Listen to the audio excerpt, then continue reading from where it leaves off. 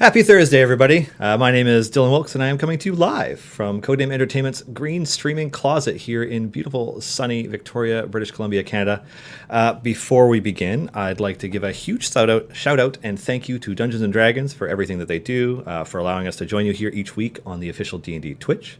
It is and will always be an honor to be here. And also co-producing and moderating this show alongside me is the invisible yet always present Erica. Believe me when I say that it would be probably a bit of a shit show if she weren't here. She avoids a lot of outright disasters, and she's totally invaluable. Okay, so I have a very special guest joining me today, and it's not who you think it is. I'm sure many of you were expecting Jim Dark Magic to be a part of the show, Mike Rakulik, since his visage is part of our stream countdown, and he just joined the game yesterday. Mike will be joining us next week on August 22nd. Today, we have another very important and special guest. He is the clinical director of Take This, a Washington-based charity that seeks to educate, inform, and advocate about mental health issues in the video game community. He is also the co-owner of SavePoint Behavioral Health, a geek and gamer-centric therapy private practice in Seattle. He plays Emerald on Clinical Role, a twice-monthly game of 5e D&D played by a group of therapeutic GMs. You can find them at Clinical Role on Twitter. And recently, he partnered with Dungeons & Dragons to create the Psychomancer, a new character type that wields the clerical power of the mind domain to heal the invisible wounds of the mind, as well as helping to create Gardens of Fog, an adventure in which players literally confront the fiendish manifestations of depression and anxiety. So please give a hearty, warm welcome to Doctor of Psychology, Dr. B. Oh, I'm not sure what I can say after that introduction. My goodness. You could say whatever you like. Well, I hope at least one, if not both, of my parents were watching that because it sounds fantastic. Oh, well, thank you. I see that one of the mods has a nice link about you in chat too, which is great. It's always nice when they have that information handy, because people will constantly ask, "Who is that?" when they come in, and then it'll just quickly post. So there's a lot of our regulars are here in chat. But before we get into that, we should probably go over the Vizier the Stellar's J familiar DLC pack and our collaboration with Take This and Amy Falcone. Yeah, do you want to kick that off? Well, I'll kick it off with just a thank you. Idle Champions now has been such a great supporter of what Take This does, and for anybody who's not familiar with what Take This does, we destigmatize, we educate about mental health and mental health challenges, and I like to think has become kind of a mainstay of the PAX experience, our AFK room there, because Penny Arcade has also been just a fantastic supporter of what we do. So once again, y'all have stepped up and offered to fundraise through an in-game item that was designed by our fantastic streaming ambassador, Amy Falcone, who we always love when they get involved in doing things because we love their drawings. It's been a great item so far. It's been great to see the response, and thank you a million times over. Yeah, it's I mean, it's a joy for us too, in that, like, first of all, we love Amy and we love being able to work with Amy again. We released her character Walnut Dawn Grass in the game in July. It was a long time coming. It was the last member of the C team to join the game, which was a little ironic given that Amy was the only cast member who had actually played the game before the characters started coming in, and actually knew the game really well. So we were really happy to do that, and then any opportunity to work with people we like working with that comes up, we like to jump on if we can. And this is just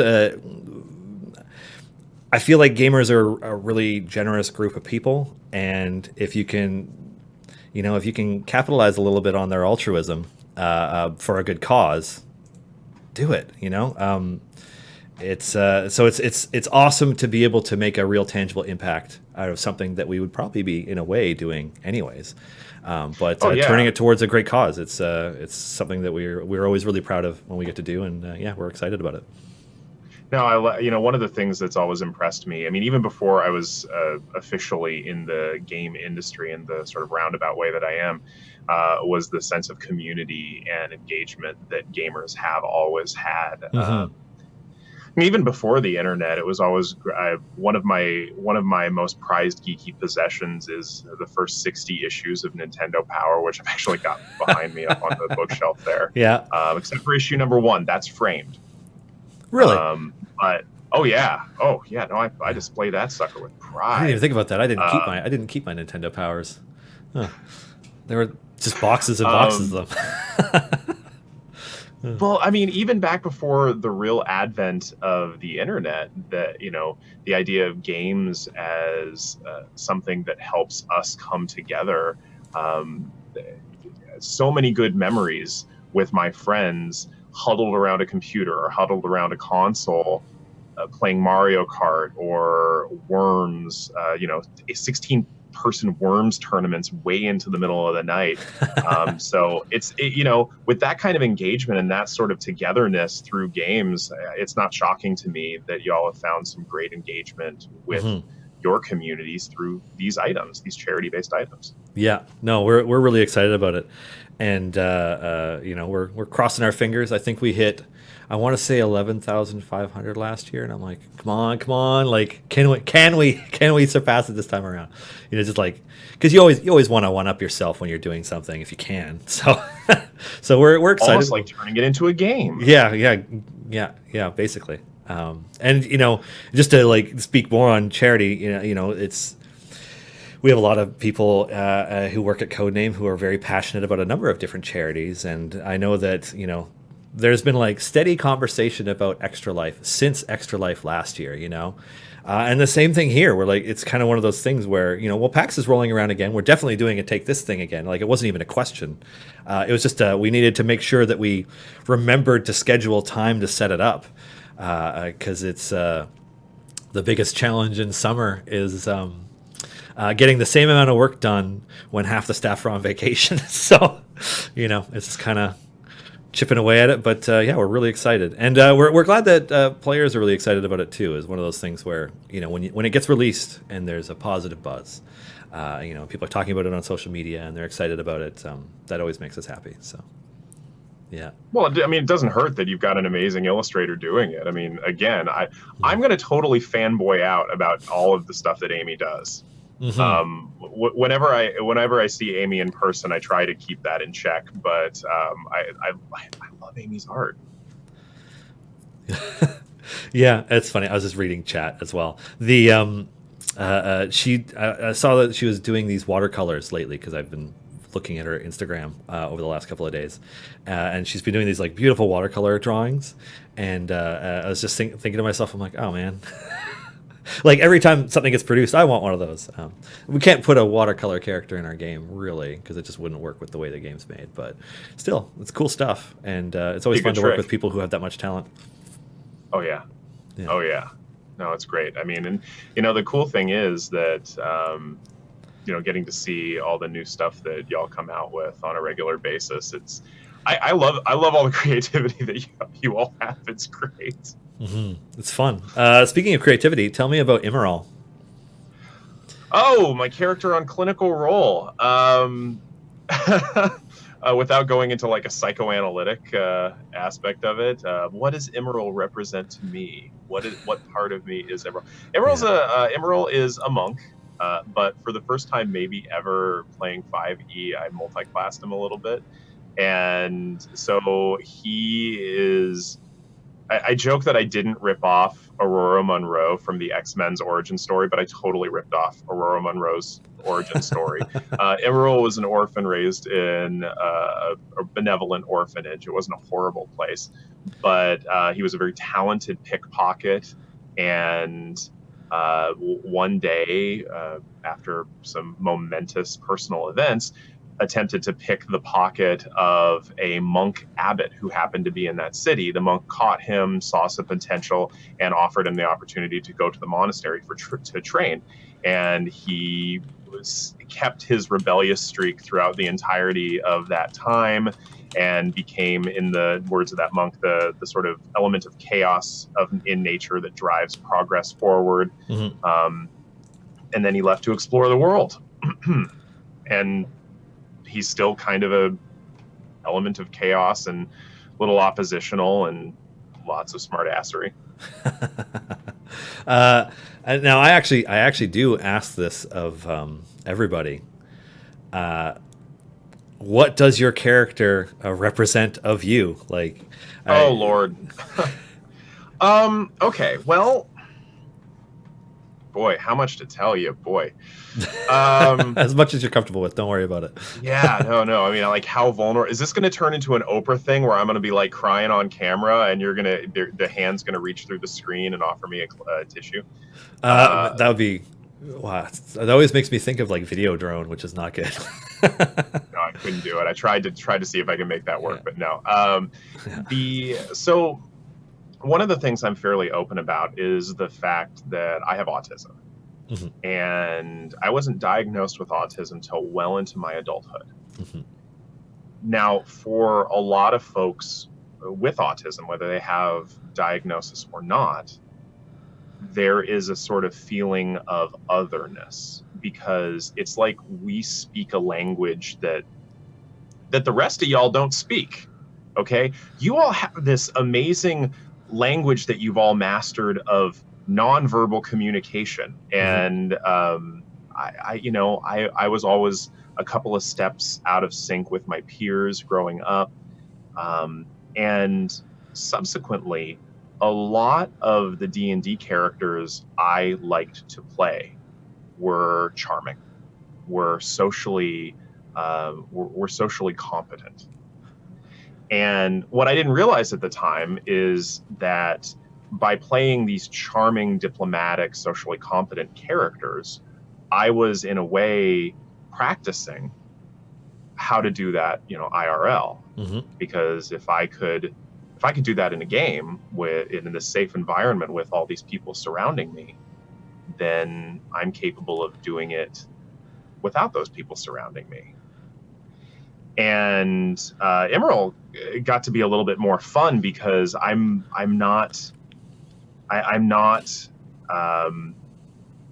generally speaking outwardly angry at things, just generally speaking. And with Emerald, I get to be just real cranky, but really loving and really loyal, and he loves his party. But I get to be angry on screen. It's real fun. I want to talk more about how that helped you unpack different things as in a moment. But before I get to that, one of the players in chat wants to know how many hats you own, because there's a whole bunch of hats in the background. Yeah. Oh boy, how many hats do I own? Of what kind? I mean, we may have to break it down by category. Oh wow. Okay. Okay, my favorite hat company is a company called Guren Brothers, and they have, I think, currently 30 stores in America and the United States, or excuse me, United States and Canada. And every time I go to a new city that has a Guren Brothers store that I haven't been into, I have to go and I get a hat. Yeah. Now, subsequently, I've been back to several stores multiple times, but I have several dozen of their hats. Several dozen. The ones that you can see in the background are some of my brimmed hats. I have a lot of flat caps. Blow my mind a little bit. It's just, Well, then there's the fezzes. I have a few more fezzes. Then there are the really joking hats. I have a couple of chicken hats because chickens are an intrinsically funny animal. Fair enough. Okay. So many dozens of hats. Yeah. One of the mods is like, I'm only at 16 hats. I need to catch up. I think there's a picture of me. If you know that children's book Caps for Sale, with the guy who's sitting with all the flat caps on his head, there is definitely a picture of me with at least 16 flat caps on. Oh wow! And they're all yours. They're all mine. And that's not even all of the ones I own. So it seems like people are really fascinated by the hats. I, One of them wants to know how you spell the name of the store. oh, boy, Guren Brothers. That's Goorin. I was like, part of me was like, just tag me in social media so I get credit for it. My God. Yeah, So they know Dr. B is doing them some good. yeah, and then how do you decide on your hat of the day? How do you decide which hats to wear? Um, I mean, I got to coordinate with my outfit a little bit. If I'm depends on which vest I'm wearing, depends on which tie I'm wearing, depends on the season. The ones behind me are, for the most part, my straw summer hats. So a little lighter weight, a little breezy. Don't sweat too much in those. Huh. Wow. Didn't realize this was going to turn into a No, fashion it's discussion. not I'm what I all was game expecting for to go either, this. but here we are. I mean, well, you've got the D20 tie, and Yes, this is one of my D20 ties. there's more than one type of D20 tie. I just recently got another one I ordered off of Etsy, which is a D20 bow tie. Oh wow, Yeah. cool. Like an actual bow tie, not a clip-on. Like you No. have to actually tie it. No. Okay. I have way too much pride. No clip-ons. Yeah. Okay. I have no idea how to tie a bow tie, but I am pretty impressed that you do. Perhaps more so than many other things because it's something that's so unusual.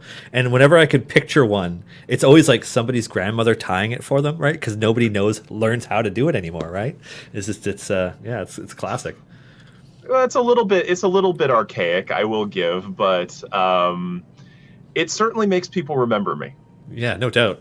And lots of support for bow ties and fashion in chat, so that's good. Wonderful. Yeah. I'm happy to talk fashion all day. Yeah. So you were talking a little bit about how you're representing yourself through your D&D character and how you're teaching yourself.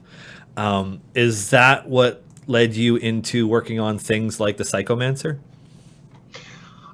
No, the psycho. Okay, so let's take that back a little bit Okay. to talk about the Psychomancer. So the Psychomancer subclass for clerics is a charity effort that was a collaboration between Take This and Wizards of the Coast.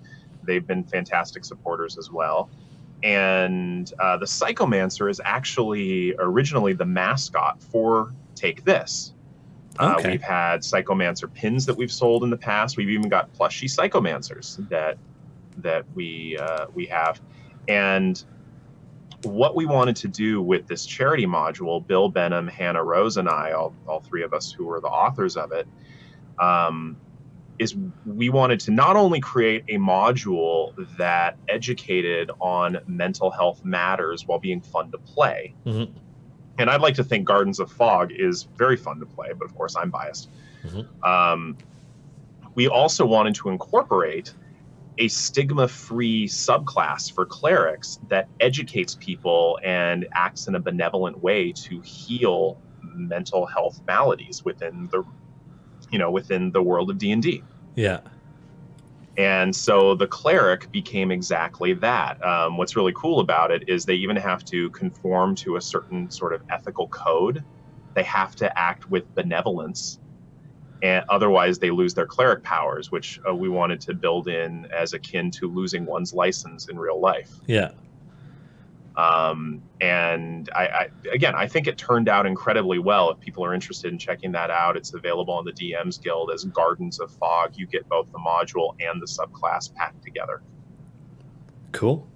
But yeah, it was our mascot, and we wanted it in D&D, and there we have it. Okay.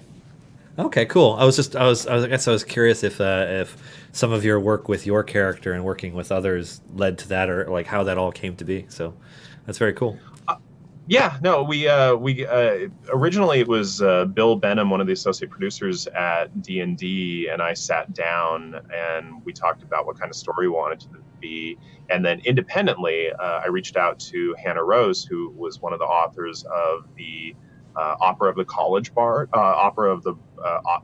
College of the Opera Bard. Helps if I don't juxtapose my words. Mm-hmm. And Hannah and I started chatting about that, and then we all got together and realized we can all be working together and package this and the proceeds of which all go to benefit take this. So I'd encourage everybody to check it out. It's a great module. Cool. Very cool. Yeah, I was just reading lately about it just before we started because I saw that there was a D&D Beyond article talking about it in the Psychomancer, and it's fascinating. I I guess how do you like? Maybe this is too dense of a question, but like, how do you work towards making a subclass like that you know accurately reflects what you're trying to convey, I guess is the way that I'm putting it. Because if D&D is such an exercise in imagination and in shared storytelling, how does the mental health aspect get tied into it? Like, how does that work together? Because it's not intuitive for me, so I'm just trying to get a better understanding. Well, basically, what we have to do is we have to throw out stigmatized ideas of mental health, and so thankfully, Bill Benham and Hannah both have an extensive amount of experience writing good stories for D&D. Mm-hmm. And Bill also has experience with mental health, a little bit of experience. I have copious amounts of experience with mental health and a little bit with D&D. So we got together and we looked at what the actual symptomology was for the things we were trying to represent. So I don't think it's going to spoil too much about the adventure itself. The adventure itself involves a psychomancer transporting you inside the mind of a stricken friend, where you meet their manifestations of both anxiety and depression. And so what we had to do was we had to take the actual symptoms of anxiety and depression and figure out a way to artistically represent them in a way that isn't shameful. Uh-huh. Because we can all think about bad mental health tropes. Mm-hmm. Like one of the things I despise when I reveal that I have autism is people say, well, you don't look autistic. And depending on my level of sass that day, Yeah. that may be a learning moment where I teach them about why that's not the most appropriate thing to say. Or I may just go the full Rain Man stereotype and be like, listen, I'll tell you what, if it makes you feel more comfortable, drop some toothpicks. I will count them. I will get it wrong, but I will count them. Yeah. And so we can all think of mental health tropes, like the person with psychosis is dangerous. That's statistically not true, by the way. The person, the person waking up in a mental hospital, being surrounded by dangerous people, also not typically true. So we had to just throw those out the window and deliberate over and over again. It was hard. It took a while between the three of us of how to appropriately, compassionately, artistically represent these concepts. And also with the Psychomancer to make it about benevolence and education instead of, I don't know, exercising a demon of madness. Mm-hmm. So, I mean, it is a dense question, but it's a dense topic. Mm-hmm. And in my very circumlocucious way of saying things, it's not easy because walking the line between education, overt education on something, and still making it fun mm-hmm. and a game is a very, very tricky thing. And I'm really glad that Bill and Hannah were there to sort of, when I get pedantic, pull me back from being pedantic. Or like, no, we have to have this educational concept and this one. And they're like, no, you don't need that. It sounds like it's been a pretty fruitful collaboration, though, and you're really happy with the adventure.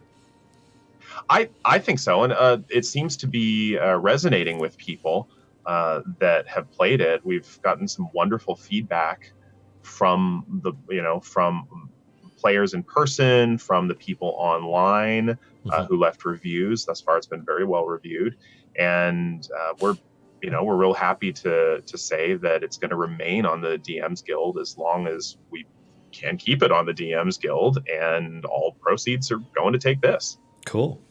That's very cool. And I'm sure the link has been shared in chat and will pop up again. But yeah, that's awesome. There's actually somebody in chat who was asking or suggesting that they'd love to see a class in our game where their animation is that they hug other group members to heal them, which would be pretty Aw. cool. Yeah, I'm like, sadly, that's not the next character that's coming to the game, but that's a cool idea.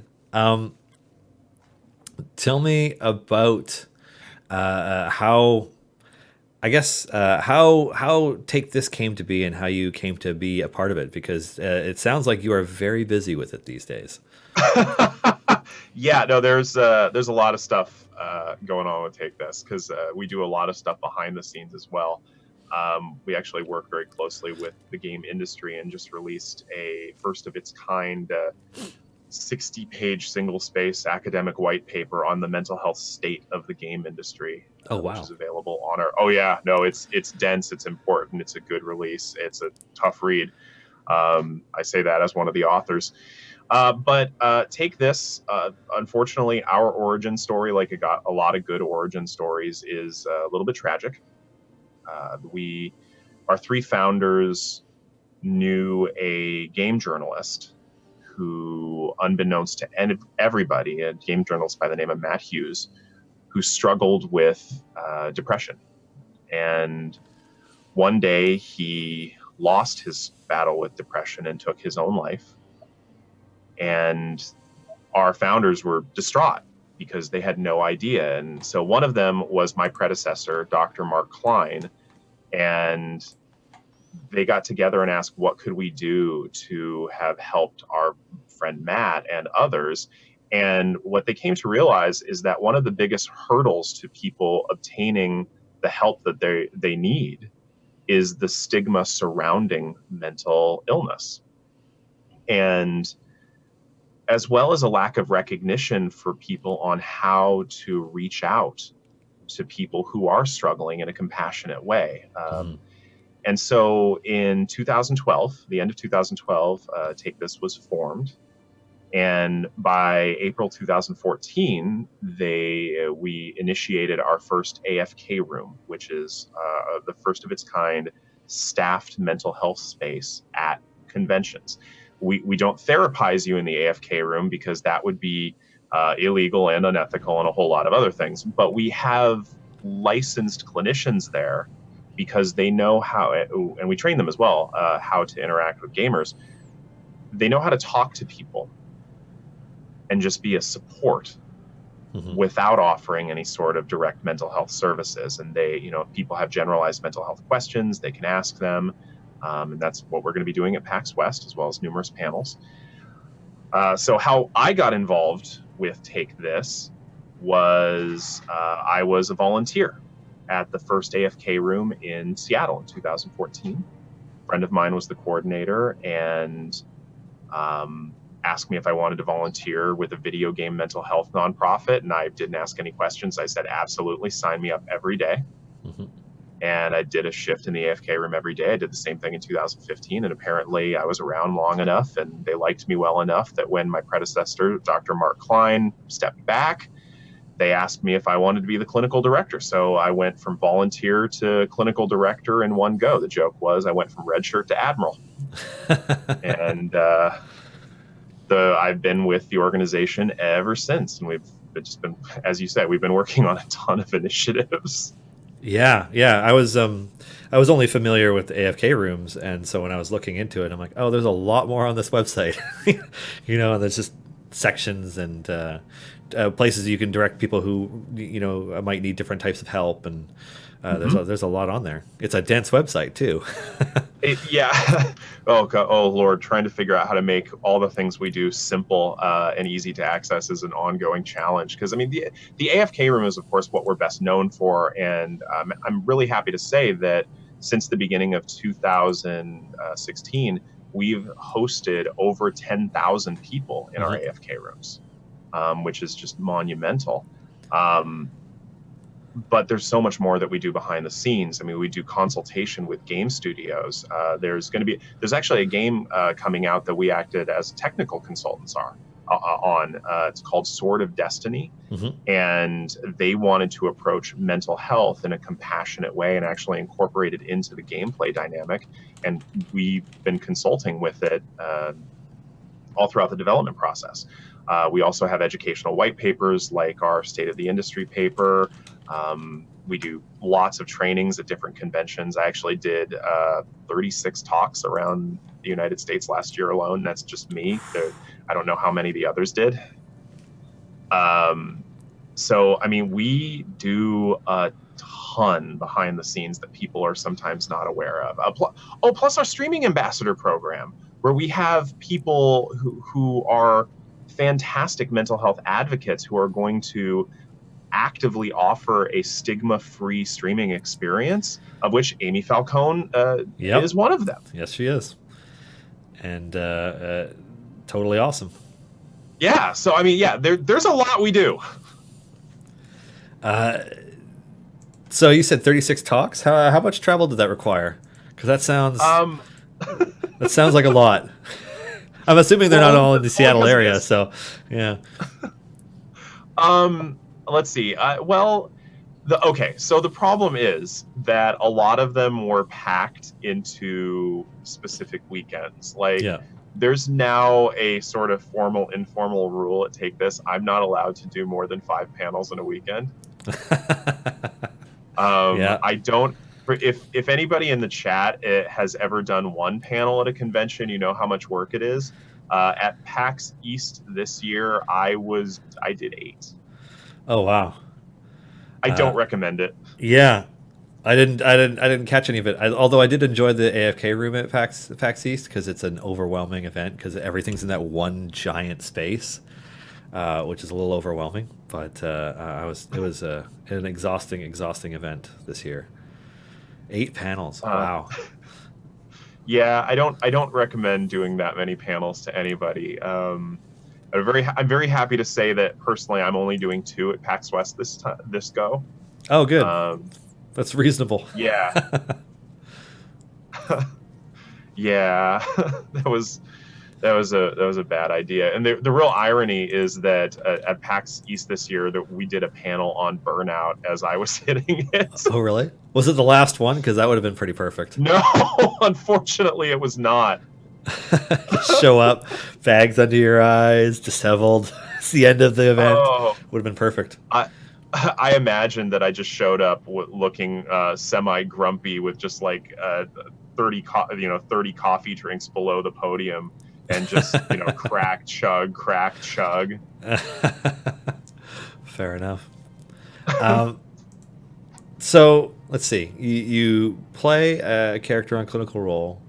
You are the clinical director at Take This. You're writing with D&D to create adventures and subclasses. And you're also the co-owner of SavePoint Behavioral Health, a geek and gamer-centric therapy private practice. Can you give me an idea of what makes therapy private practice geek and gamer-centric versus not? Well, okay. So one of the things that a bunch of close friends and colleagues of mine know is that a lot of mental health practitioners aren't particularly geek and gamer savvy. There was a study out of, I think, Stetson University in Florida that, either way, it was a study released by a guy named Christopher Ferguson who found that only 9.1% of the surveyed mental health professionals identified as gamers. Oh, okay. And given the media narrative and sort of moral panic around video games and in the 80s, tabletop games like D&D, we want to provide a space where we understand the nuance. A lot of my colleagues, to them, people either play video games or they don't play video games. To us, we're able to understand, are you a full-time content creator? Are you full-time? Are you an esports professional? Are you trying to become an esports professional? All of those things for anybody who's a geek or gamer, we know that those are different experiences. And if we know somebody who is familiar with Twitch or D&D and other RPGs.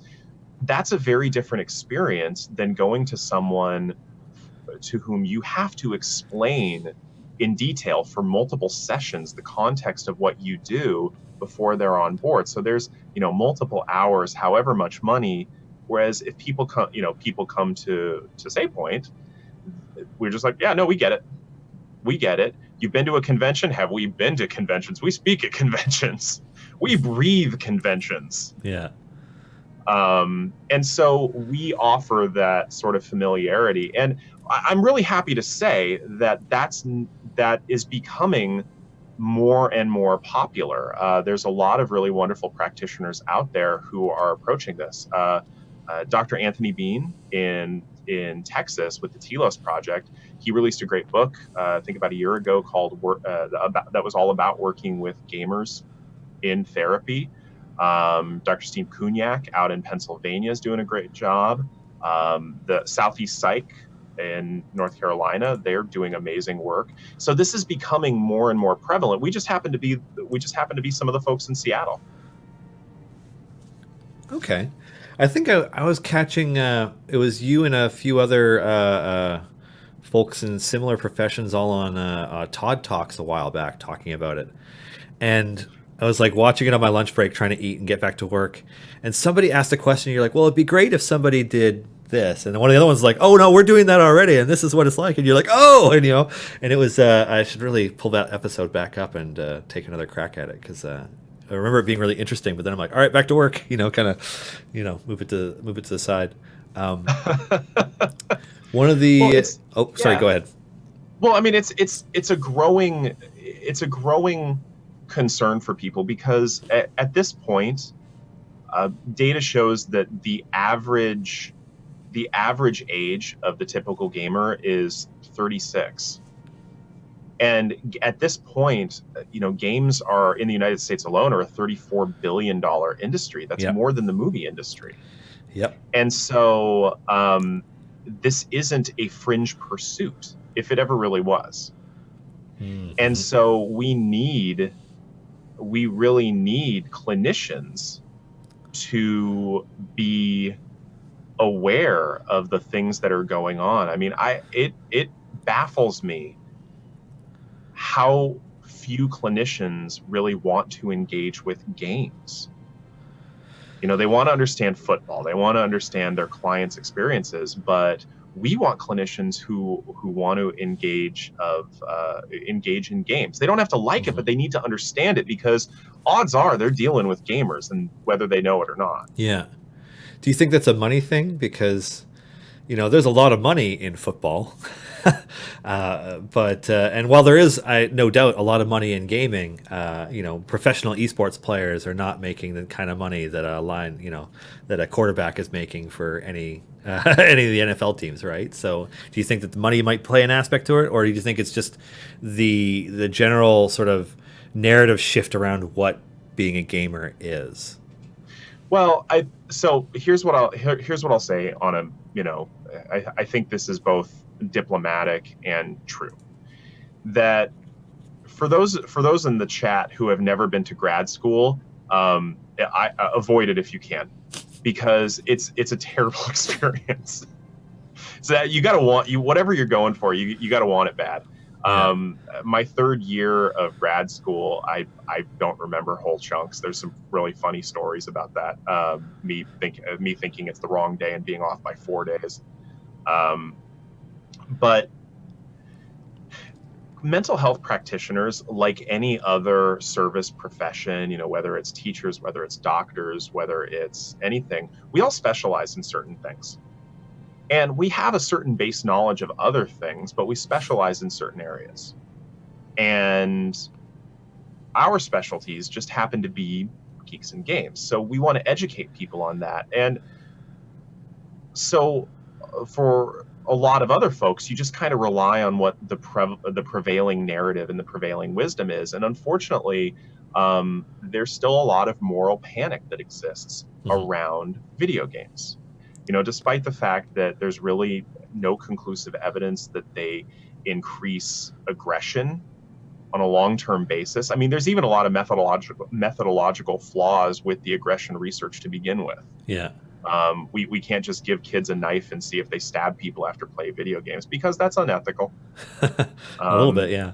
A little bit, yeah. So there's flaws in the research, and so, but despite all this, there's got to be some reason for violent behavior, and it's probably this thing that we don't understand. And so this is part of the reason that I'm a big advocate for mental health professionals to get in there, play some games, play League of Legends, maybe try it out for a while, see if you like it. Turn off the chat. Right. That's a whole different conversation. Yeah. But I mean, that's a more nuanced conversation, though. Yeah. If they're getting to the point where they're if we're having a discussion about problematic behavior within a chat, then we're getting out of the narrative that video games are intrinsically evil. And we want to do that. We want to get people away from that narrative. And so there's also an age element to this that, and this was the same research that was released by Chris Ferguson, that older practitioners tended to have a more jaded view about video games. Okay. And so I think this is going to change as time goes on, as more and more people who were raised with games become mental health providers. We're going to see a shift. And then, of course, we will have new technology, new things, and a new moral panic, because that's how humanity works. Yeah. It's always something. Well, yeah, I mean, it was in the 50s, it was comic books. Earlier than that, it was pinball. Pinball was going to be the downfall of society. And terrible pinball. Then it was television. Then it was Dungeons and Dragons, which I actually have for historical value some of the critical works of D&D in the 80s, and they're hilarious. I bet. I can only imagine at this point. Oh no, they're so funny. They are so bad. So we'll get used to this one, and then something else will happen. But the cool thing is as we get used to this, and as we have people growing up, we'll have professionals who understand it a little bit better, and will hopefully embrace gaming. Mm-hmm. Absolutely. There's a couple of minor follow-ups I wanted to give related to some of the stuff we've gone over in the last little bit. One of them is one of the people in chat wanted to know what the title of the book was by the person in Texas. Dr. Anthony Bean. I think it's Working with Games and Gamers in Therapy. It's a clinician's guide. So if you're going to read it, be prepared to be bored. Okay. It's a great book if you're a clinician. And then the other question was a follow up to your panel at PAX East. How does one avoid burnout? Okay, well, so one of the prevalent models of burnout is it's a threefold model, and burnout isn't just exhaustion, although that's one of the factors. Mm-hmm. One of the other factors in this is cynicism. Like, do you have any sense of optimism about yourself? Do you have any sense of optimism about the people around you? So if you're negative about yourself, if you're negative about the people around you, you don't care about them, everything is going to be awful. Well, that's another factor. But finally, the third factor is a sense of self-efficacy. So I'm sure you've been in this situation, because we all have, where we're working for a boss, and it's not just mentally taxing work. It's time consuming, it's draining. It doesn't feel like anything we're doing makes any difference whatsoever. And you hate your coworkers. So if you can be aware of some of those factors, and work reasonable hours, so you're not overworking, that takes care of the exhaustion bit. But even if you can't control that as much, if managers can give you a sense of effectiveness in your work, if they can show you what a difference it's making, if they can offer you some involvement and some autonomy and some input where you have some investment and Mhm. believe what you are doing is making some difference, then that helps as well. So, incidentally, there's some overlaps with various depression models in that as well. But yeah, as long as you believe what you're doing is making a difference, that helps combat burnout. As long as you can get some rest, that also helps combat burnout. If Mhm. you can find people, a team that works with you and that you can work well with, and you care about them and they care about you, that helps with burnout. And if you already find yourself burnt out, what do you think is an ideal way to like recharge those batteries? I guess, as one might say. Um, Well, okay. So first of all, my recommendation to anybody um, if they find themselves in that situation is get in touch with a mental health professional. A good mental health professional is going to be able to understand the nuances of your experience, because anything I say right now is not going to be a one size fits all thing. I mean, Mm-hmm. if I had a one size fits all answer, I would not be I would not be doing this interview from my home office. We would be on my boat in the middle of Lake Washington, and we'd be doing this via satellite. And, I would have no student debt. I would be a very rich man. But Yeah.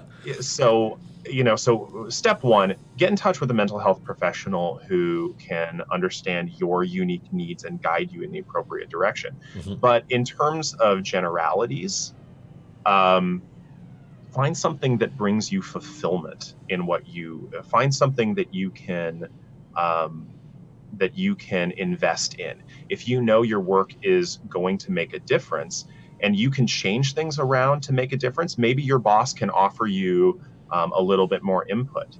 Maybe talk to your manager if you've got a good enough working relationship with them. But also, a good work-life balance can be helpful too. I have very specifically a home office, so I can physically step into it and out of it when I'm not working. I want that contained space that's going to give me mentally a break from work. Because otherwise, I mean, I've known people who have done work out of their bedroom, and I could not do that. Ooh, yeah. You don't want to associate your bed with working. Oh no, no, no, Yeah. no. I No mean, thanks. I would not even begin to. I can't even. No, wait. College was like that. Like I couldn't turn my brain off when I went to bed. Yeah, in my dorm. Yeah. Oh God, that was awful. Until I found a separate workspace at the library. Yeah, yeah. Bed is for rest and Yeah. maybe So fun, but basically, yeah. yeah, you want to combat that exhaustion and that overwork there. You want to find a way to invest in what you do, and you want to find people that you believe in and who believe in you and that you can get engaged with. But also, I'm a big believer in, especially if you're doing something you love for work, get other hobbies. If you love video games and you make video games for a living, learn to cook. Find a cooking club. Because now you're doing your hobby as your career, and you need boundaries. Yeah. Yeah. Well, it's Um, then you might go home and find that it feels like work to play something. yeah, Little less fun. yeah. I mean, if you work with Dungeons and Dragons and you find yourself going home and Dungeons and Dragons isn't fun, ooh, that could be a problem right there. I'd be happy just to be able to get my D&D to group together more frequently, you know? Like we're on our summer break right now because everybody like takes their families on vacations and stuff, and it's just like counting down the days until we're all in the same close enough proximity that we can actually continue our campaign. Uh, uh, Uh, yeah, that's oh, funny. that seems to be the adult. I think I saw a meme about Stranger Things a while back that how Mikey was the true hero of season 3 because he was the one who was insisting, like, guys, can we play D&D now? I'll DM. I'll DM. I swear. Yeah, Yeah, it's funny how that goes. Getting the group together is always scheduling, hardest part by far. Yeah. Uh, um, I wanted to make sure there wasn't anything I missed on it because we get like the occasional questions in, but people are just really happy to hear you talking about how this all ties together. Um, you look like you're about Well, to there was say something something, I so saw. oh, go for it. Yeah, so there was somebody who brought up a point in chat. Well, two things. One, somebody asked if relationships count as hobbies, and Mm, not necessarily hobbies, but if you are in a good relationship, regardless of whether, yes, I am watching you all. The if you're in a good relationship, whether that's a friend, whether that's a significant other, um, and you find that restorative, then absolutely that anything that can be restorative is a good thing. But somebody else in the chat brought up the idea that sometimes it takes a couple of tries to find a mental health professional that works for you. That is mm, absolutely true. And that is a really good point to bring up because 30% of the change that occurs in a therapeutic relationship was is because of the relationship. Quite frankly, I mean, that's redundant, but 30% of the change is because of the relationship, and that is the single greatest controllable factor that we have. So if you don't trust your therapist, if they are not jiving with you personally, then find somebody who does. No one therapist is going to work for everybody in the same way that no one person can be friends to everybody. There's always going to be someone they just kind of rub the wrong way. yeah. And that's actually twice as important as their therapeutic technique. So if you don't find somebody as a therapist who you're really connecting with, first of all, bring that up with them. Say, hey, I just don't feel like we're connecting the way I'd want, and there might be some things you could do in the therapy relationship um, to fix that. But maybe that therapist is like, you know what? Great, then let's find you somebody who you can work with, because that's going to be a thing that a good, responsible therapist is going to say. Okay. How about a lighter question? Yeah. Somebody had asked, what is your most immediately gratifying burnout remedy in your office? Oh, I see who asked that. That's my business partner. Oh, is it? Yes, and she is causing trouble. Well, and I'm gonna call her out on that because actually having a good business partner, someone who she is an absolutely amazing business partner who can always make me laugh, and we actually go and we can enjoy things outside of work together, and we both know where we can get away and just leave work, and we Yeah. leave it at the office. And so that is one of the most gratifying things. And also it helps that I have a business partner who is very complimentary to me personally, where I sometimes struggle. That's where she shines, and I'd like to think vice versa. Okay. Um, so I just want to, because we're approaching the time where I said I'd let you go. So I wanted to hammer home a couple of things that we've gone over. First, we're working with, obviously, with Take This and Amy to have the Vizier the Stellars J familiar pack be a part of a Take This charity fundraiser this month. That Mhm. runs through August 27th. So at the end of August 27th, when it becomes the 28th, that's when it stops, which is, I think, just in time for PAX. Mhm. But yeah, all net proceeds are going towards AFK rooms and supporting mental health awareness. I know that the different platforms that we're on will all take their pound of flesh because that's how these things work. But all the money we would make is going towards mental health. So we're very happy to be doing that, and we hope that everybody, you want to feel good about your purchase. Now is the time. So, Yeah, that it would be helpful. And one of grab the onto things that. to note is that actually AFK rooms are considerably it's not just the room, it's a full program. We help train the convention staff. We have a presence at the conventions, helping and consulting, but also they take upwards of 6 months to a year of preparation to make an AFK room happen. Oh, The wow. amount of preparation involved in that to make it look like nothing is going on is both time consuming and expensive. And to do an AFK room properly, it takes about $10,000 per show. So please, folks, give generously. Mm-hmm. Yes, and as somebody who has taken advantage of AFK rooms at every opportunity, I don't know how I went to shows that didn't have them. It's yeah, a quiet, calm space is, it's the eye in the middle of a storm a lot of the times, and it's really really nice to be able to take advantage of it whenever they're there. Yeah. Well, I mean that's exactly what they're there for, and the feedback we get from both the attendees and the convention staff, because they use the AFK rooms as well, is overwhelmingly positive. Mm-hmm. And on that note, I just want to thank you for taking time out of your Thursday afternoon to join me here and talk about D&D and mental health. I feel like we could really keep going, but I should probably address the game at some point, since this is a stream dedicated to the game. But yeah, is there anything you'd like to make sure that we go over before we close out? No, I just thank you all for thank you for your ongoing support. At Take This, we absolutely adore all of you at Codename. Thanks to Amy for putting this familiar out together and out there. Thank you for having me on. Oh, no It's worries. an absolute pleasure. And very happy thanks to to do it. chat. Y'all had great questions. I didn't realize I was going to come on here and talk about ties and my hats.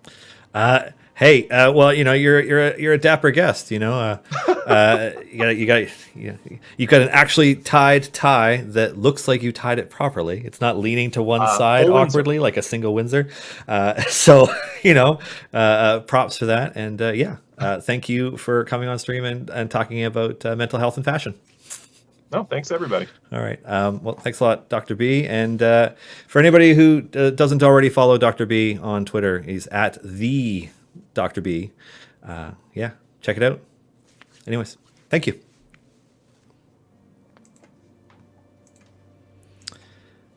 Okay. That was awesome. And I honestly could have gone on for another hour or two, just talking about different aspects of all of it. Seriously, check out Dr. B, and please give generously to Take This if you are able. It's something that we're really happy to do, and yeah, it's also nice to be able to do your regular work and have it benefit a cause in addition to everything else. So it's very very cool. So for anybody who's been wondering, I've got this croned Jim Dark Magic free play. And I'm using Krond. I don't have the feat for +1 wisdom to him, but I bought the wisdom feats for the others, or was it a chest? I can't remember. But yeah, Korth and Bruner, and oh man, I never would have thought I would be using a formation like this, but here I am, just kind of moving through it. I'm gonna go back to some questions that have probably been sitting for a bit to try and go over them just to make sure. The Real Taco Turtle, Dr. B's Twitter is at the THEE Dr. DOCTORB, at Dr. B. Yeah, check him out. He's very very cool. Yeah. Okay, so let's see. Playing Magical Misadventure, noticing the magical base attack crew lack anybody suitable for tanking. Any chances of getting this remedied going forward? Probably not, Cassius 335, but not unless it's something that we find is really holding players back from being able to complete the variant. We've done formations before where players might not have a tank for it, so it's something that might crop up from time to time. It just presents another challenge. But also, we should make a magic tank at some point, so I'll make a note on that for Chris and Justin if we don't already have one. Hey, where's our magitank, our magical tank? Got the bird also and love it. Awesome. Joys in repetition. Is there a plan to raise the level cap soon? What can I say about that subject? Not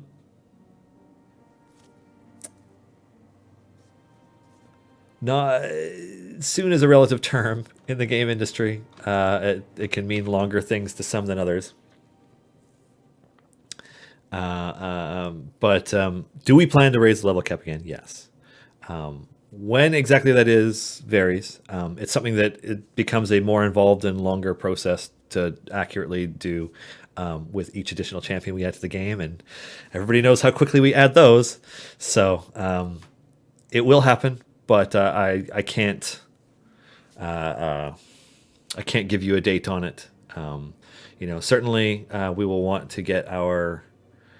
No, actually, I'm gonna. I shouldn't say that either. What we're focused on right now is all things that are included as part of the Q3 roadmap, which you can find in the latest Q&A on the Idle Champions subreddit, reddit.com/r/idlechampions, all one word.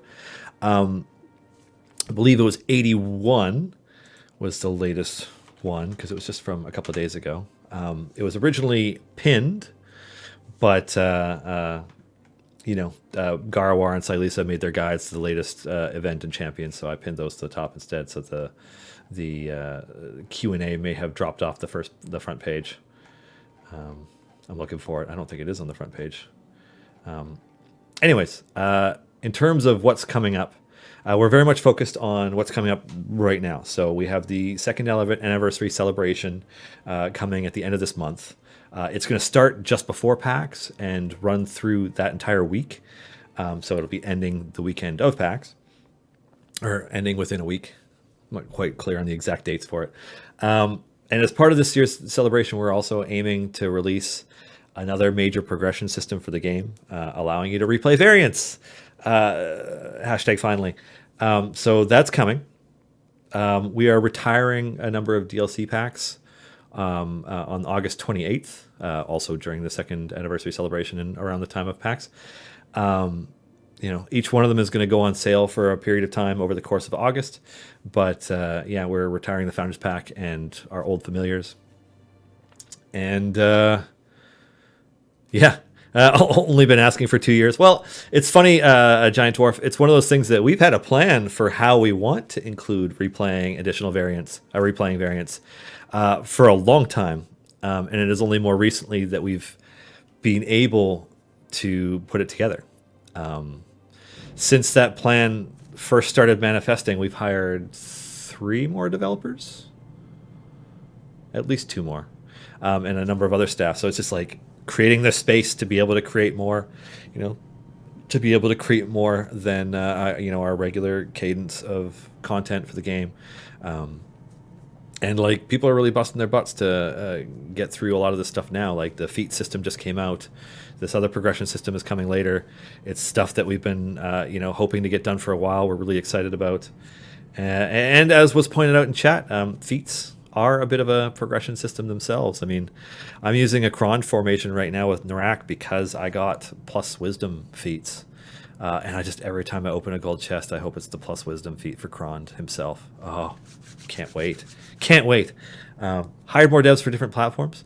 Not exactly Soul Reaver. Without getting too specific about how everything is set up at Codename Entertainment, Jacob was a co-op student who we have since hired.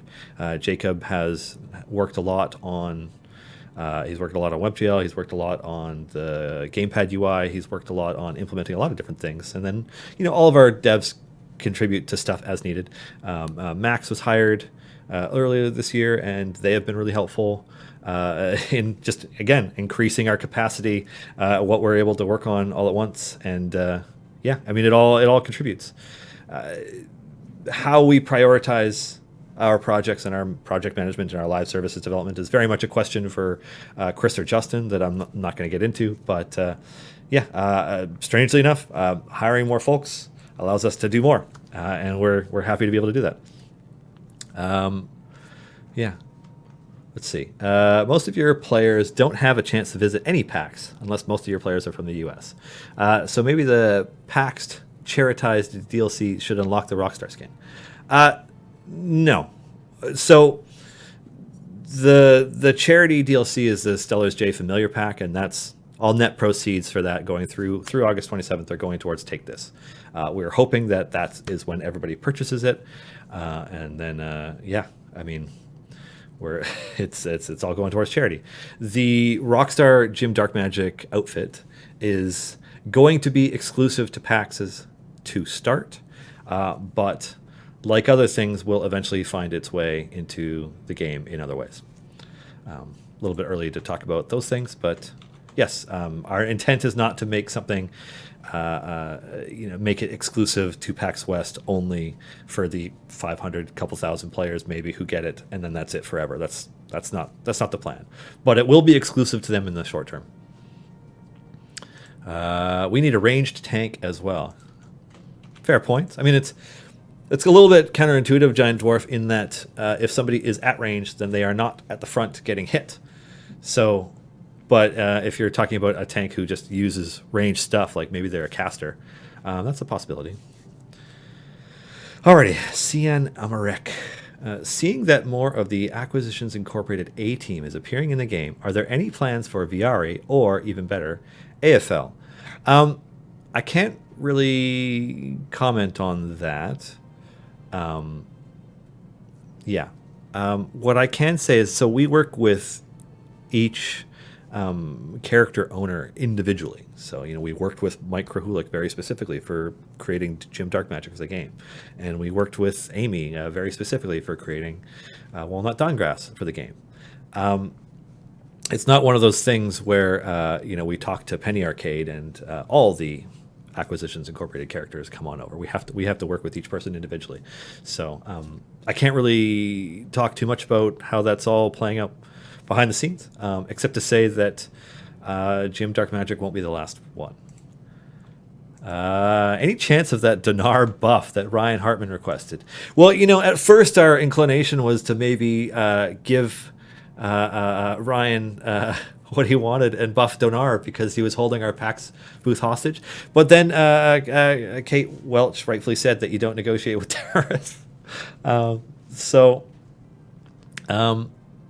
We are planning something. I can't say what. I know. I use that excuse a lot, that I can't say what. And it's a fine line. I want to talk to you guys about everything. But I do literally have a checklist of stuff that are things that I am definitely allowed to talk about, with notes about things that I'm probably not supposed to, etc. So, we'll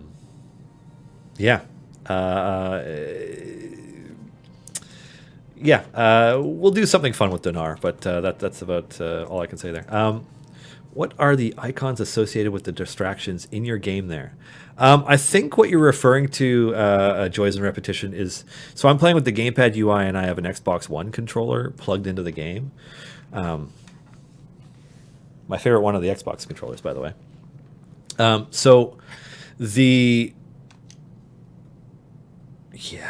love giant magic missiles. So what happens is the distractions in the gamepad UI or on PlayStation 4 or Xbox One show up with right trigger plus button combinations in order to hit them, because it's not like a touch screen or a mouse where you can click on them. So they're button combinations. So you hit the button combination, and that's how you tag them. And most of the time I don't hit it because I'm reading rather than playing the game. By the way, if I may ask everybody to do something, play the recent Adventures and Variants. They're relatively easily, and them being my rarest Steam achievements messes with my favorite rarest Mega Drive collection ones. Zio Elysian. Cantankerous Gandalf. Can't you just use the dev powers to give yourself that Kron feat without gold chest randomness? I could give myself 50,000 gold chests and just open them all instantly. But instead I spent all my gems, bought as many gold chests and feats as I could, and still didn't get it. So, yeah. Shankist, when will the promo feats be available? Normally I don't comment on data mined content because they are things that are by their very nature unofficial because they're not officially available in the game and we haven't talked too much about it. However, when the dev blog for feats came out, we did mention that in the future we were considering having feats that were available only through weekend promos or some other, things. So do I have an ETA on that for you? No, I don't. But, just expect them to come. Oh, I need to sneeze. I'm going to just mute my mic. Oh, it's dusty in here today. Okay. By the way, I understood all feats are in chests, but can be bought with gems. As it only specific. So no, feats are found in gold chests. They're not found in silver chests. They're not found in other chests. They're just found in gold chests. However, there are also feats that can be purchased with gems. Those are the ones you purchase with gems. Now, I think the part that might confuse some players is when we talked about having promotional feats, that those feats would become as part of some kind of weekend promotion for a character buffs or what have you. Whenever we do that, we will also be releasing that feat in game for purchase with gems, but it's going to be a high number. You think that if you're looking at 12,500 gems for a rare feat, an epic feat will cost more. How much more? I'm not sure. I eagerly await when that feature comes in so I can find out. Alrighty. Would it be easy to implement a pause feature, especially with speed buffs? It can be difficult to change /test formations. I can pass your feedback along, Don Duran. I got a similar question during the community Q&A recently, and it's one of those things where, so pausing, that's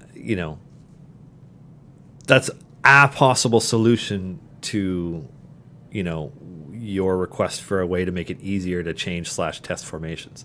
And so to me, the core issue is like, okay, players want a better, easier, more effective way to test out and adjust their formations, which is something that we need to find a way to address. But I don't know that pausing is something that we're planning to do on it, but I can pass your feedback along. Okay, Mage Pie. When will Binwin's affiliation be updated to Knights of Pythias? I don't know how many of you caught Binwin Plays on Friday. It's funny. Anyways, Knights of Pythias is a good callback to that. Binwin isn't really affiliated with anybody right now. He's I see there's a question about why doesn't Binwin get the Acquisitions Incorporated buff, because he was a founding member. So I'll answer both of these in one go. Every time we add a character to the game, we add them from a specific point in their history. So in the cases of the Companions of the Hall, I mean, it's pre-Spell Plague for a number of them, because, hey, some of them have died and been reincarnated since then. And it all gets a little wishy-washy. So we went with the old school Companions of the Hall, Regis, Catti-brie, Wolfgar, Brunner, Dritz. Same thing with Binwin. We very much went with the Binwin who had left Acquisitions Incorporated and gone on to found Binwin's Minions. So Binwin is associated with the Pine Box, or Binwin is associated with a pile of dust post disintegration. It wouldn't really make sense for Binwin to be associated with Acquisitions Incorporated in this iteration, because we even have Binwin's minions. Like we have an adventure variant that is that. It's like it is that Binwin, the one who has moved on. So that's why he doesn't have the buff, and that's why he doesn't have that affiliation. Question, is there going to be more feat slots? That's a hard, cannot comment. We are very happy with the launch of the feat system, and we have lots of ideas on how to move forward with it and things that we would like to see. But that's about all I can say on that right now. Hi there, I'm Deaf Guy. Which is the best healer to use? Best for healer to use skill. Which best for healer to use skill? I mean, if you're playing the game, Deaf Gamer Guy 24, and you're actually deaf, and so I'm saying this on stream and not typing it in chat, Garawar would be the best person to ask in chat, I think. Garawar or Giant Dwarf or even Soul Reaver or who else is in chat? Like, we have a number of veteran players in chat who can answer questions about which characters you should be using in a different context. Because for me, it's hard to give a blanket answer to something when I don't have more information about what you're using in your formation, that kind of stuff. I'm not sure if this has been asked already, but will we be able to link accounts across platforms eventually? No. We have no plans to do cross-platform play. It's a huge, long discussion that one of our lead developer like Justin or Chris Dupuy, our live services manager, or Dave Whitaker, our other like lead developer / co-founder, they could answer it in more detail, but we don't plan to do it for a huge laundry list of reasons, not the least of which includes how all these corporations who are in competition with each other work with each other, despite our being on their platforms. So it's not something that we're planning on doing. When will we get a full kobold formation? Probably not soon. The only other like really notable kobolds in the D&D fiction, that we can think of off the top of our heads are like Meepo and like maybe, I don't know, well, who's the other one?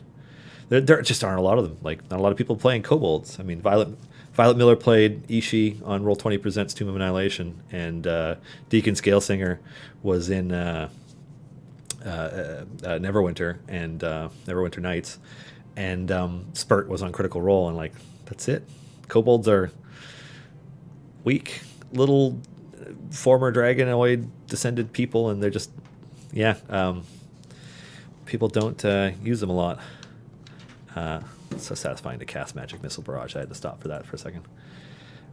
Did you name the weekend buffs yet? I have not. Hold on a second.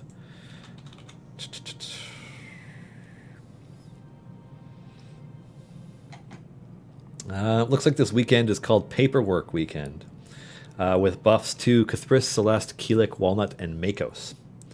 So that's what's coming up. I wouldn't be surprised if some of the information for these is in game, or actually it might not be yet. It might be coming with the next push. We'll see. Does Jim Dark Magic have the Dark Magic, also Dove, and does he accidentally set Binwin on fire? Well, Gundam Mac 0311, I invite you to unlock Jim for free during Agaron's Day 2, and read through that sweet flavor text. Or you could actually, yesterday's stream with Jerry Holkins, Amy T. Falcone, and Kate Welch, because Jerry and Kate swapped out after an hour. They streamed for 2 hours yesterday on the Penny Arcade Twitch. They talked extensively about the flavor text and a lot of the background detail. So it's interesting stuff. Alrighty, Noah Simple. Will we see feats that increase ability scores by more than one, like an ability score increase instead of a feat? Well, Noah Simple, I like where your head is at. It's not something I can really reveal about what we're doing with the feat system moving forward. It's brand new, and like, think of it as laying the groundwork for something, right? Like, we're improving upon the foundation for this mansion that we want to build, but we got to get all the rest of the foundation built first. So there are a lot of options that are very cool that we can do with feats moving forward, and they're intentionally a little bit simple to start. Though, the ones that will allow you to use different formations for different variants and, slightly different formation changes by some stat shifts are pretty interesting and doing a lot of interesting stuff. Barrage. Boom. I'll never get tired of doing that. Whoops, yank the controller out. Alrighty, what's next? 12,500 gems isn't a high number. So I guess Cassius 335, like if you're looking at players who very efficiently play or script and they're earning a few thousand gems a day, then 12,500 gems, like to that player is still a lot of gems since it represents a days or a week of farming, but over the long term isn't a lot. I mean, how many of you had, 6 digits of gems going into the feats update? Like how many of you had hundreds of thousands of gems? Because I know I did, and I dumped them all right then. Now, that isn't to say that 12,500 isn't a high number. However, we are also looking at additional, less grindy ways to earn gems while playing. And it's too early to go into that subject very far, which is why it's a little bit vague right now. But yeah, it's something that we intend to look at more.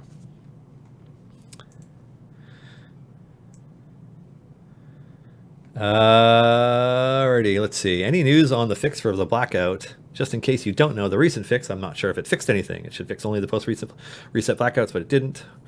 What about far more frequent, in my case, mid-game blackouts? I mean, Soul Reaver, that's a support ticket. So, I mean, if you want to open a support ticket, we can take a look. Yeah,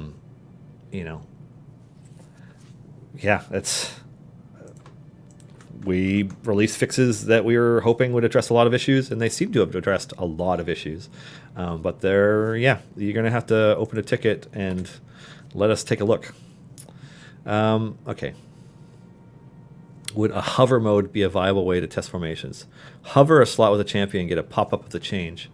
That's a good question for Justin, who would have a better... Like, to me, that sounds like a very reasonable suggestion. That's like, oh yeah, that makes sense. That's a great idea. But I don't know if that means that there'll be some kind of ridiculous requirement for that, like tech-wise, like if it's going to be something that is just totally untenable. So, it's a better question for one of them. I'm just going to, unassign all these familiars that don't need to be leveling champions that are at max level. And then it's time for some roaming ultimates. How about Vizier and Juniper? Player attack, Iris, Mimic, Boo, Almirage, Dragon 1, Dragon 2, and Plunk. Alrighty, let's see how much further this gets. Back to tearing through everything. Okay. Anyways, it's the Mad Alchemist. I don't know if that would work. Sounds like it would be a change to the way that formation damage is already calculated. So I don't know. Alrighty. Alrighty, could we get a key to hold to see empty formation slots similar to F for familiars? It would make planning your formation easier if you could see the formation skeleton on the field, rather than just by hovering the top right bar. It's an interesting bit of feedback, Zillafish. I'm assuming you're not using the always show formations toggle in the settings menu, because you can turn it off. Like I tend to play with it visible, but where is it? Isn't it in here? Oh, you know what? It might not be viewable in the gamepad mode. Okay. I will pass that along and see if there's something that we can do about that. Feat idea to move somebody to a different slot. I don't think that's the kind of direction we're looking, Sir Monstein, or Monstein. But you're starting to look a little bit more outside the box, which I appreciate. Yeah, there are options for it for sure. Alrighty, Kino 1989. Which hero are you most looking forward to be rebalancing in the next rebalance? Bimwin again? No. I mean, so we only did half of the year 1 champions, and so the other half is still there. I would like to see Azaka Stormfang rebalanced. just because like while Azaka farming is a viable part of the game, it's the fact that that's the only use that most players use Azaka is just indicative to me that it's like, okay, we need to do better, because somebody who turns into a were-tiger should be awesome, and you should always want them in your formation. So I'm looking forward to the Azaka changes. Alrighty. Is there any chance of getting common event champion items in silver chests? I always seem to miss them in gold chests, though I may just miss more. So regular gold and silver chests are unlikely to change and be updated to include event champions. It's just not something that we're looking at doing. But you know, sounds to me like the core issue is like you're looking to fill out the rest of your collection for event champions, and that's something that we are looking at addressing, but I don't have a definitive ETA or plan information that I'm able to give you for it at this time. Ran hot cord. Will there be any feats that give character more feet? Haha. All right. Are more Xbox achievements planned? I answered this recently. It's kind of one of those things where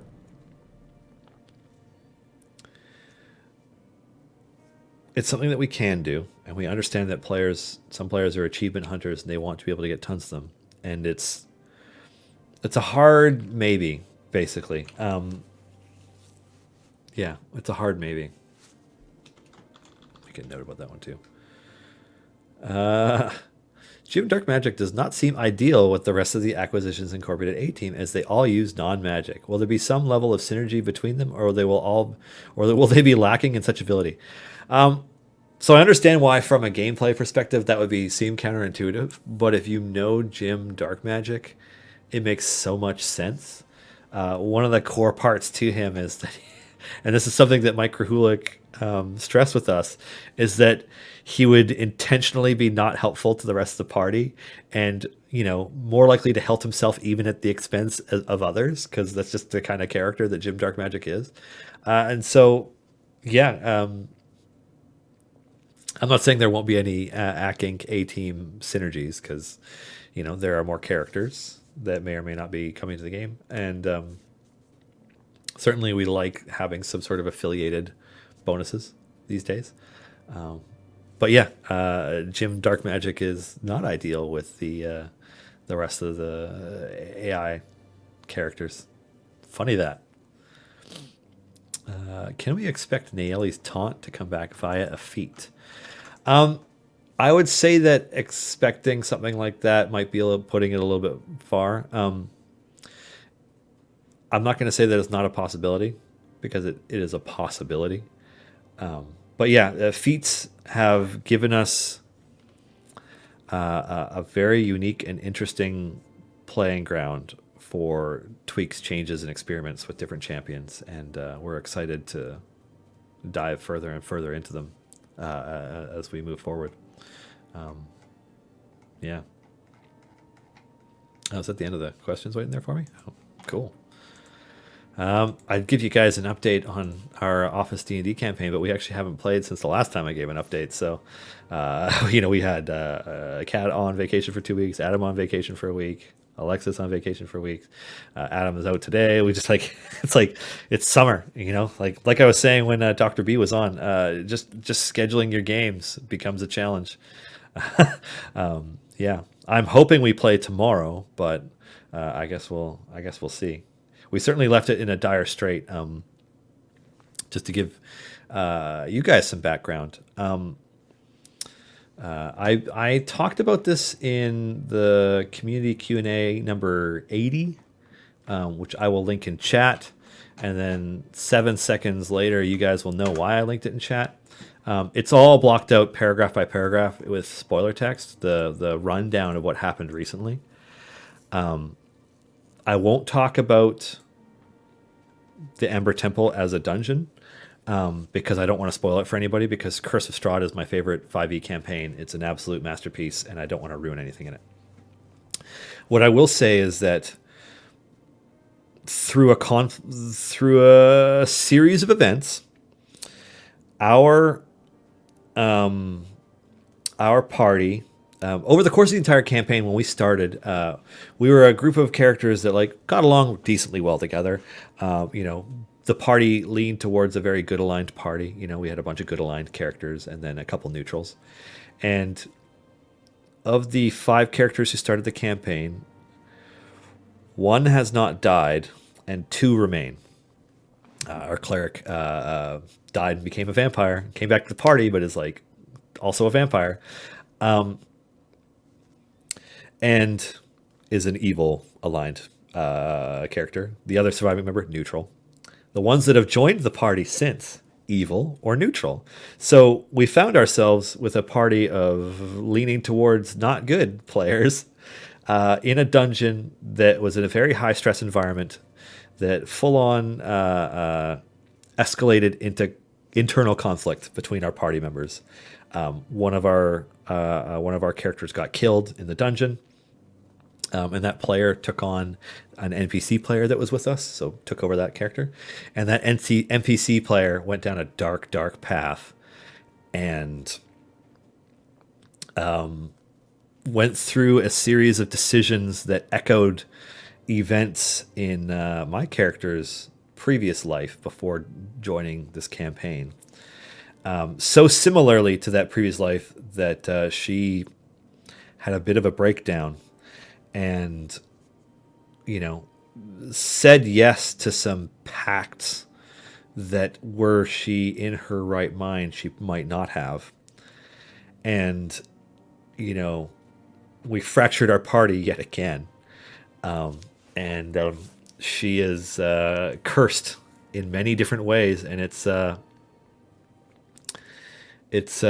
dire. I mean, Curse of Strahd is all about gothic horror and bleakness and Strahd messing with you. And like, here we are, we're all level 11 because we've been like doing every quest we can, doing so much stuff. And like the Amber Temple has totally ravaged our party in some serious ways. And I look forward to playing those events out more now that I've had time to think about what my character would do. But yeah, it was messy. Yeah. Chasm of Bones. What's your deepest run to date, zone clear wise? Oh god, I don't know, the 550s or the 560s. Not in this adventure. You know, I think I hit like 520-ish in this event so far. I haven't really taken the time to figure out what the most optimal formation is for me or anything. And I'm using a click potion and a speed potion right now, but I'm not using any damage buff ones. But yeah, so I'm at 515, and I think I'll get at least a few areas further with this formation. Oh, excuse me. Dylan, let's talk about the new Barbarian and Monk paths that D&D released today. Oh yeah, so today's Unearthed Arcana. Oh man. So it was the Path of the Wild Soul Barbarian and Way of the Astral. What was it? Way of the Astral something Monk. I'm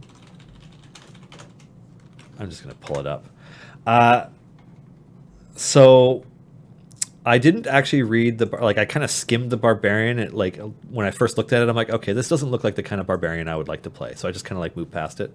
You know, it kind of reminded me of, you know, some of the really interesting aspects of playing a wild magic sorcerer and like incorporated into a barbarian that does some wild stuff. So, you know, players who crave that kind of chaotic gameplay will probably love it, but it's not for me.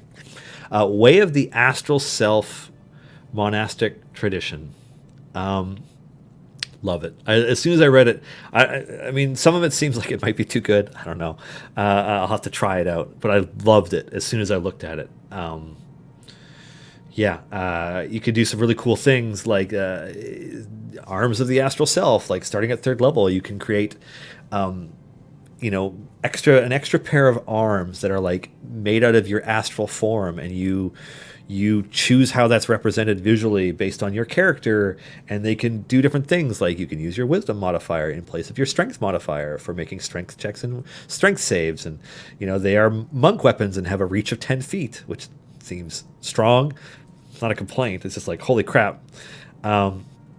they allow you to do more attacks, and like as you use that ability, as you gain levels in monk, like later on they get a whole bunch of extra attacks because hey, you're a four-armed monk, right?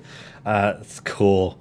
Visage of the astral self, awakening of the astral self, complete astral self. It all just looks like just like really really interesting way to just play a monk. Like I loved it. I read it. I'm like, I want to play a Kalashtar that, because Kalashtar have connection to those like sort of spirit deities, the Quori, in their minds and in their dreams. And I'm like, it could be a manifestation of my dreams and my Quori with myself. And I was talking about it on Twitter, and with I think Satine manages the Gilding Light account. At least I assume she does. What's this? Oh, I'm being forced to convert. Oh, crap. All right, chat. Well, you can see my favorite levels. I currently have 4.95 E21 Helm, 1.0 E21 Kellamvor, and 1.26 E22 Torm. Is this from my time gate? Oh, this is from my other time gate that I forgot I was playing. Yeah, which one of these should I convert to? Let's see. I see one vote for Torm, one vote for Helm. I need a little bit more consensus. Kellamvor, god damn it. All right, another one for Torm. That's 2. Helm, Torm, 3 Torm. Helm, Torm. Always go Helm, Kellamvor, Helm, Kellamvor, Torm. All right. So people are leaning towards Torm. Although Helm is harder to grind for. I think I will go with Helm. Yeah, it's not even that much favor. Anyways. Anyway, so the monk sounds awesome. I don't know anybody if anybody watched Venture Brothers, but it made me think of Phantom Limb right away. But it's I don't know, it's a cool idea. I think I'm gonna go for that. Spelling bees aren't beasts. That's a good note, Giant Dwarf. I will pass that along. That strikes me as kind of an odd inconsistency, because if bees, unless they're like Fae or something, bees you'd think would count as beasts. I haven't actually played that variant yet. Will feats ever give new formation abilities or change how formation abilities work similar to the specialization? So it's a tricky tightrope to walk. So what I'm going to do is I'm going to speak on behalf of Dylan instead of on C&E, because I don't want to get into our plans, but I'll tell you what I would like to see. So me personally, I don't think feats should give new formation abilities, because I don't think that makes sense. I think those are formation abilities or specializations. But changing how a formation ability works, yeah, it sounds like really interesting. Like what there are all kinds of things you could do. You could have actually, Silisa was talking about this in the Q&A as something that they would like to see in feats. Being able to like remove Mink's cleave, but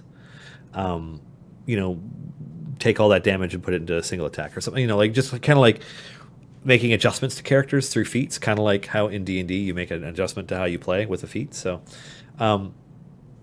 that's the kind of thing that I would also like to see. Alrighty, I see 2 questions related to Shandy. One of them is, why does Shandy only have 1 uncommon feat? And one of them is, any chance for a feat for Shandy that boosts dash effectiveness? Well, that sounds like a very desirable feat. Shandy and Jim, basically, newer champions were developed close enough to when feats were being developed that there just isn't as many of them. Justin made 290 something feats for the game, the more recent champions just have fewer. We'll get to it. We intend to keep adding feats to the game. If you were a D&D character, what class would you be? Well, if I was converted into one right now, seeing as though I have a severely damaged spine that removes all the martial classes, wizard. I just go for wizard. Just get my study on and become the best Doctor Strange I can be. And then eventually a lich, so I can live forever. Like the shirt. back on tanks from earlier. Any chance we get a straight up sword and board warrior, non-magic fighter? Warrior is not getting a ton of tank love in game at the moment. It's funny you should mention that, Chasm of Bones. We were actually talking internally recently about the fact that like none of our fighters are tanks. There will be one. Yeah. It's on the horizon.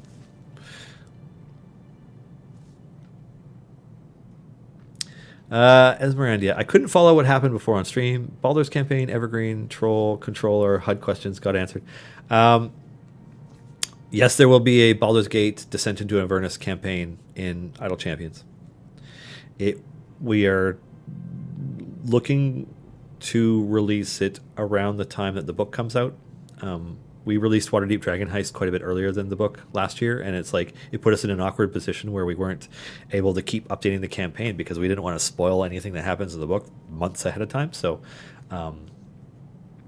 yeah.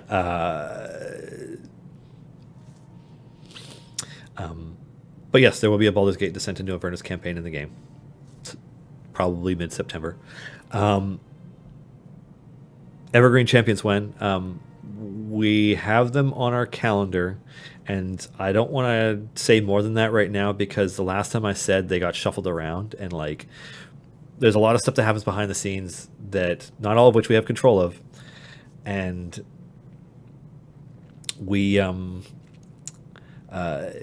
priorities shift and they might get bumped again. So they are like they're in our release calendar, and I'm just crossing my fingers that we get to them sooner rather than later.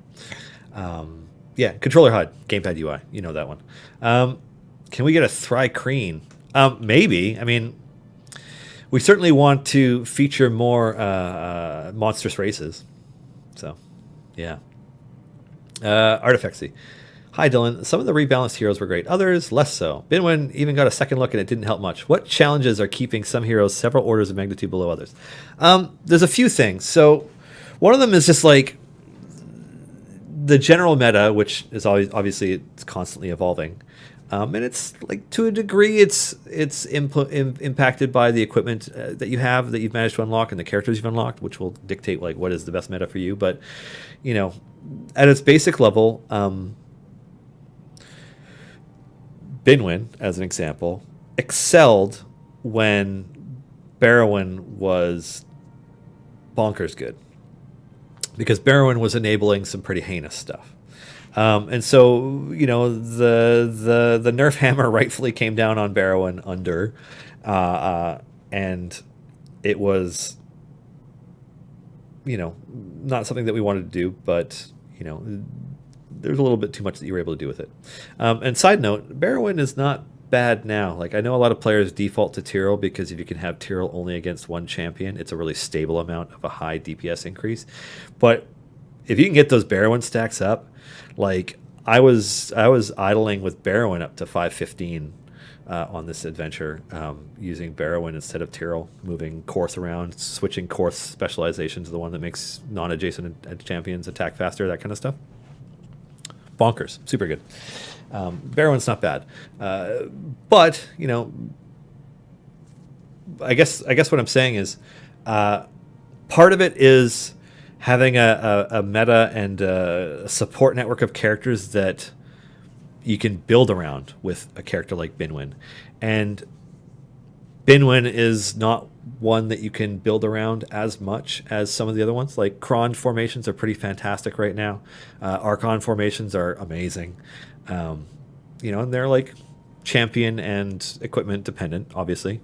And it's just kind of like we haven't built a support network for Binion. We haven't given him his minions, I don't know, to allow him to thrive again. And so like we might take another look at him, but we're not quite sure. So it's just kind of, you try to make every character as interesting as you can. You want to make sure that they have unique designs. Like it would have been easy to make Binwin into a character who just like, what he does is he attacks every 10 seconds. He attacks 5 times. and in between he's tired, and like allowing you to get your bear. Like it's just like, but it's like it's a boring design. Like we want players to be challenged to see what the optimal formations are whenever you release a character, because they do something new and unique and different that you have to really consider, like a lot of different variables when you're putting your formation together. Like we want the base champions, the core champions, to be a little bit more basic, but we want them to be, more creative and more dynamic elsewhere. And, we missed the mark on this version of Binwin. Yeah. In D&D, is a tiefling like a devil character? A tiefling is a humanoid who somewhere in their ancestry has had ties with Asmodeus or one of the other some other devil. They are manifesting devil-like appearance, but it doesn't by default mean that they're an evil character. Creeley, so this is my weekly. Give me an Aasimar, please. An Aasimar or an Aasimar. You got it. Bright Swords. Arsenal Magus. Any chance of a monodrone champion being added to the game? I would love the little engine that could. You mean like Nordum? Is he a monodrone or is he a duodrone? No, he's not a... well, whatever. Anyways, we're not looking at adding any Modron champions. But... it's always a chance.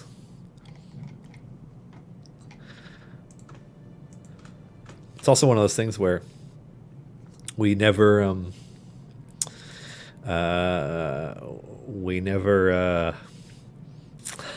like Planescape is kind of a weird thing to be referencing on a semi-regular basis. Like we've already talked about it more than one might expect from a Forgotten Realms focused game. But like we venture outside Toril a bit here and there.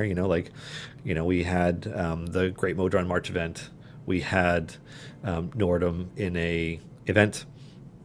We had Warden join the game. Warden is also not from Toril, not from Faerun. So it's there's this stuff that goes on that. Where did I stop? 528, huh? Well, shit. Maybe I'll use some potions now. 900%, and this one, and 4 of these. So for the next hour, I got way more DPS. And then let's nuke them all. Let's see how far this goes now.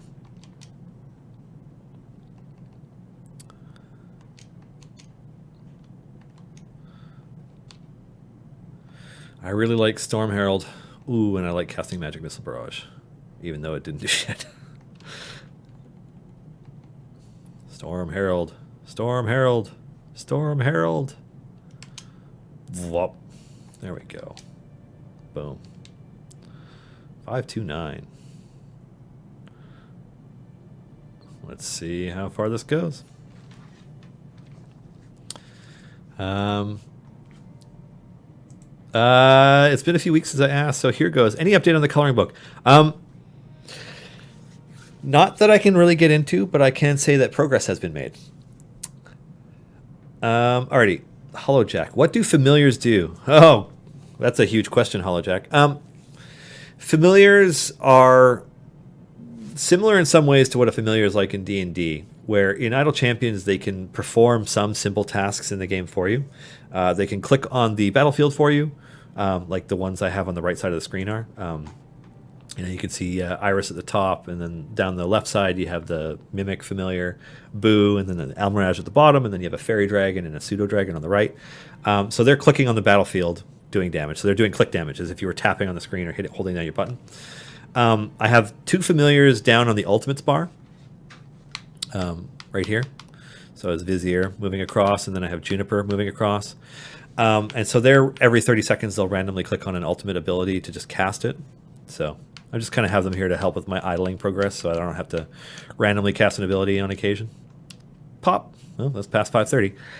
You can also assign familiars to leveling either a champion or your player attack, and they will do so based on what you have your leveling set to. So like if you're holding your left button down, level up by 100, 25, 10, 1, next upgrade, they will click at that rate doing that one, which is pretty helpful. And if you have at least enough of them on the battlefield area, I guess if I'm like looking out, they're kind of like right here. They will pick up loot, pick up items, click the distractions in the background, etc. And so basically, what they do is they just allow you to play a little bit more idly. I tend to, every time I start an adventure, because I have all of the familiars, I will kill the first 2 enemies with clicks and get a ton of gold. And if it's an adventure that I have lots of favor in, that's enough gold to unlock the first 8 or 9 characters. I'll put a familiar on everybody that I put in my formation, and then load that formation up, and then it'll just start leveling them for me. And then I'll tab out and do something else. Are there any free ones? There aren't any free familiars. There are free-to-play familiars. You can unlock, was it three of them, 6 of them? You can unlock, I think it's 6, through gems. They're kind of expensive. It's highly recommended that you purchase enough silver chests to get gear on all of your champions, and then enough gold chests to get at least rare, ideally epic gear on all of your champions before you start buying familiars. However, familiars are highly individualized. It's one of those things where, like, how do you like to use them as a player?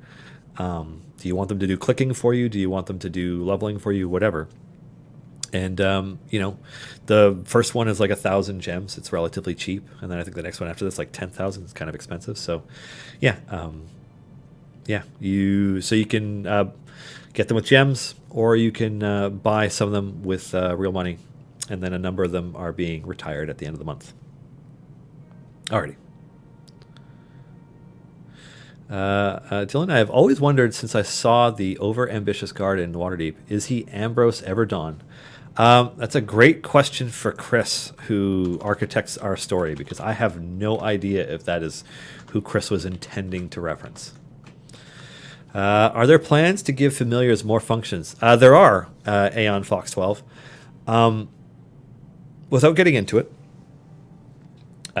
we do have plans as part of our calendar to introduce more familiars to the game in a variety of different, both in paid and gem ways, so free to play and not free to play ways.